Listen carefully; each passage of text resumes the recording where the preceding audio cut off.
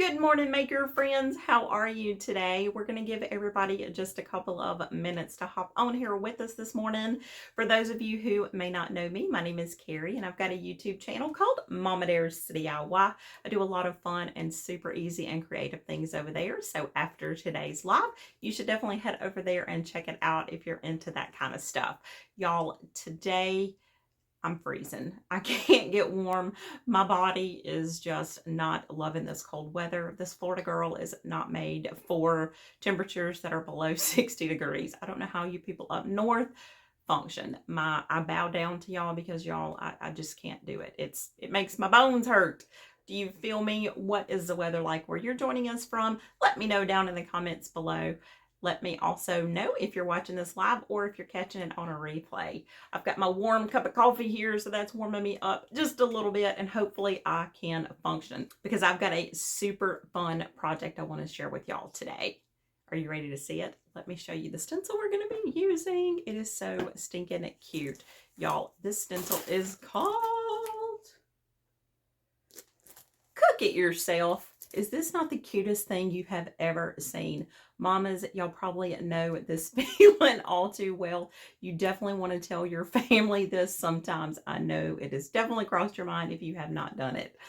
So y'all, this stencil is a very large stencil. Let's see. It's 12 by 18. That's big. Like, this thing is big.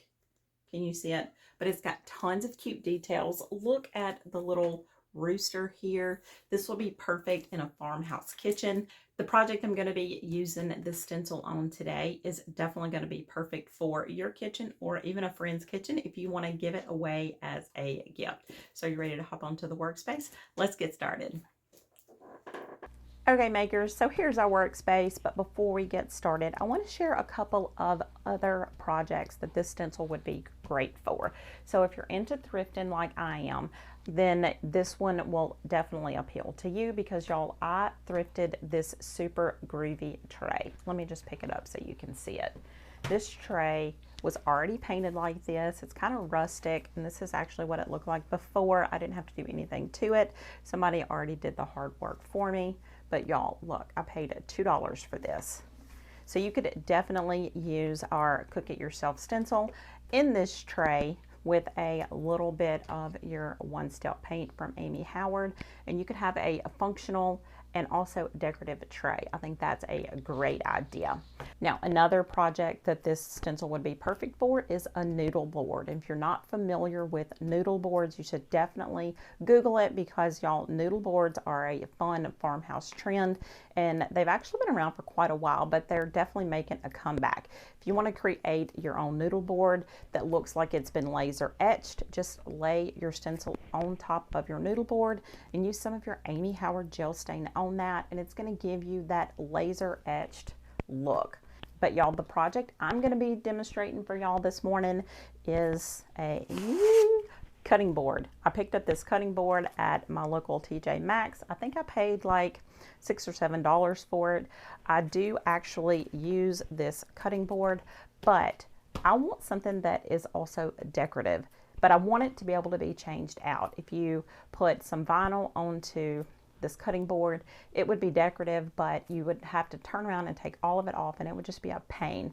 So let's make it reusable by using some of our Maker's Studio ChalkArt.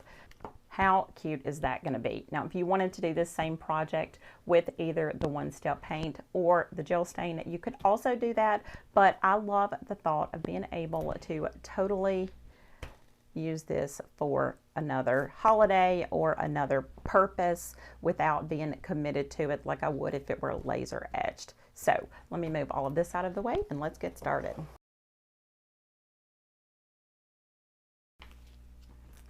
If you're just now joining us, we are over here at a Maker's Studio this morning, and we're going to transform a bamboo cutting board that I picked up from TJ Maxx. We're going to be using the Cook It Yourself stencil from a Maker's Studio along with our ChalkArt.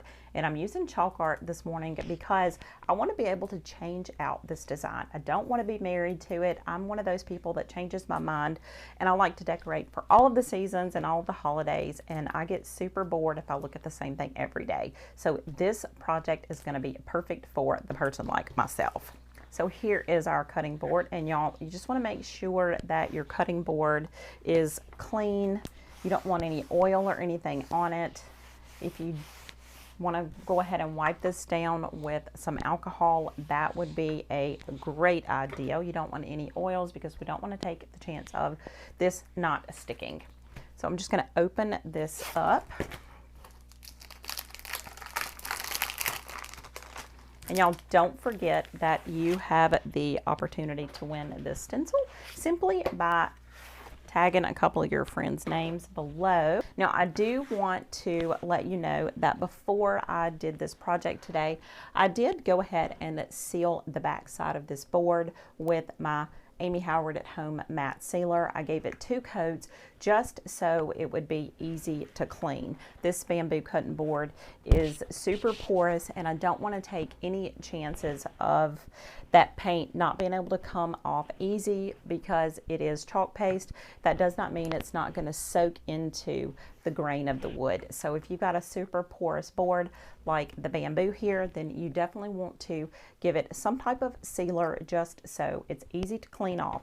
If you're not worried about cleaning it off, if you want to leave it like it is, then you can just omit the sealer part. Now, full disclosure, I'm not going to be using the cutting board on this side. I've got the back side here for that purpose. So the side that we are going to be working on today is going to come in absolutely no contact with any food whatsoever. If your board is going to be used for actual cutting on this side, then I don't recommend this project. So let's just take our stencil off of our back board. You know, this is a big stencil.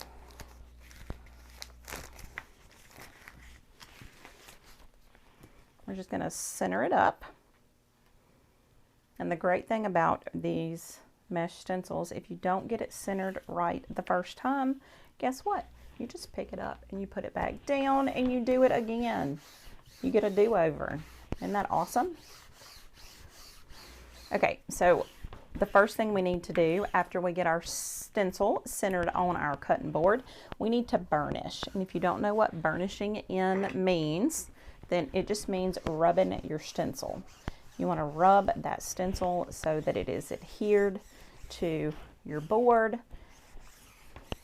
Working on a big stencil like this, I do like to just grab a little towel or something just so that it glides over easy and it makes it a little bit easier to burnish. It's not so much that important to burnish in this right here because we're not going to be touching the side pieces here. You just want to make sure that you get all of your design. We don't want any bleed through. If you're getting bleed through with your projects, chances are you're not burnishing in your stencil enough. I do have a little hack though. If you happen to get a little bleed, all you've got to do is to take a little paintbrush with a little bit of water on it, and you can clean up those bleeds pretty easy. The burnishing in is one step that you definitely don't want to leave out. Okay, so I think that is burnished in pretty well. Now, the color I'm going to be using today is called I Reckon, and it's one of the Amy Howard ChalkArt colors. To apply our ChalkArt, you can either use one of the original scrapers that I've actually cut down a little bit, or you can use one of the new silicone scrapers, and they are both equally awesome. But for this project, I think I can cover a little bit more ground with this one here. So I'm just going to scoop out some of my chalk paste here, and I'm just going to lay it down. I'm going to be working pretty quick.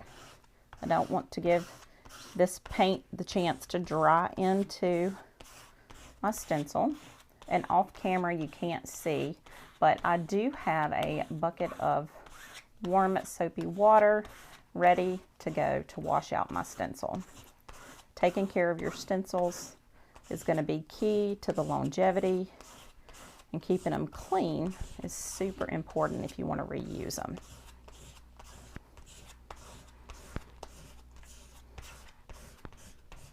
What do you have in mind for this stencil? Don't forget, somebody is going to win this today. Might be you. Just invite a couple of your friends over here to join us this morning.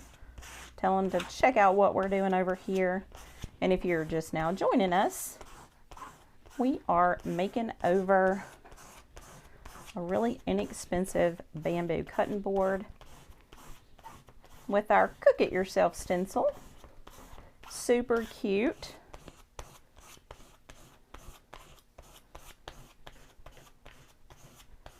We're going to make sure we've got everything filled in. We don't want to have any spots that don't have our chalk paste in them. Okay, now watch this.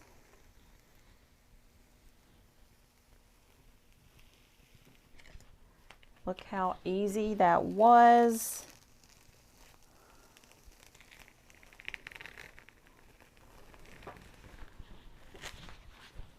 I'm going to go ahead and drop this down into that bucket of water now off camera. And y'all, that is it. This project is done. Was that not the easiest thing you've ever seen?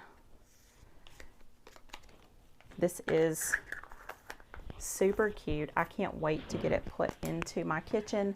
I'm pretty sure my mother-in-law is going to want me to make her one of these as well, and she's probably going to want hers to be permanent, so I will definitely use my stain for this for the one that I do for her, because I think she is definitely going to want to keep this in her kitchen.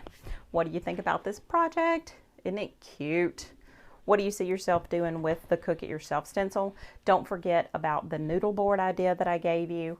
Also, if you want to put it on a tray, that's another cute idea. You could even get a big tray and hang that tray on your wall. If you've got a charcuterie board, that would be cute too. Y'all, just think outside the box.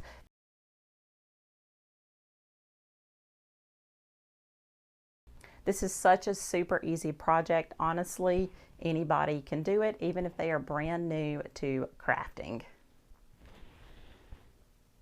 Okay, y'all, what do you think about the project? Isn't it cute? I think it's going to go perfect in my kitchen, and the fact that I can swap it out and change it just by washing this off because my back of my board is sealed. I love that idea. I don't have to be married to it. I can change it out for all of the seasons and every time I change my theme in my kitchen. What are you going to do with the Cook It Yourself stencil? I can't wait to see your projects. Let me know your thoughts down in the comments below. Also, if you've got questions, definitely drop those down in the comments as well. I've got to run for now, y'all. Until next time, happy DIYing, y'all.